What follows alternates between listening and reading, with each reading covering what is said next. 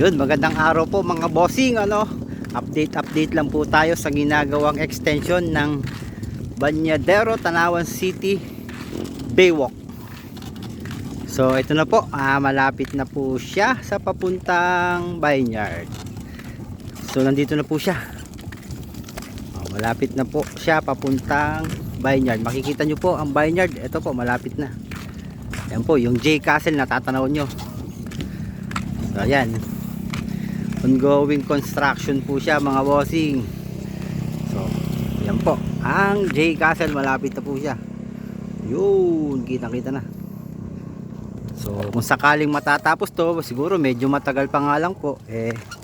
Pag natapos to, madali na yung papuntang Vineyard, papuntang J Castle. Ayan, makikita nyo guys mga bossing.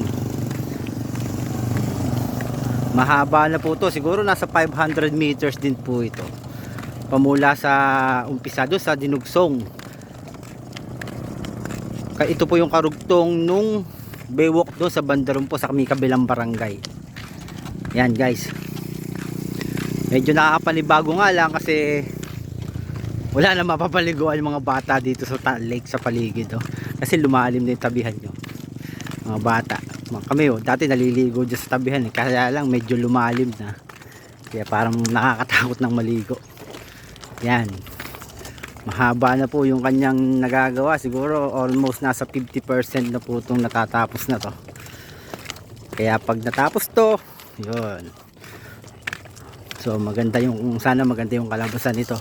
Ito po is project ng government sa dito sa Batangas, Taal Lake. Alam ko paikot po ito papula Talisay, Laurel, yan mga Agoncillo, Tanawan, Balete. Yun, alam ko, yun lang po ang alam ko. Yan yung project, sana matapos para maganda to, maganda ang kalalabasan nito mga bossing. So yan, update lang po tayo sa ginagawang Bañadero, Tanawan City Baywalk.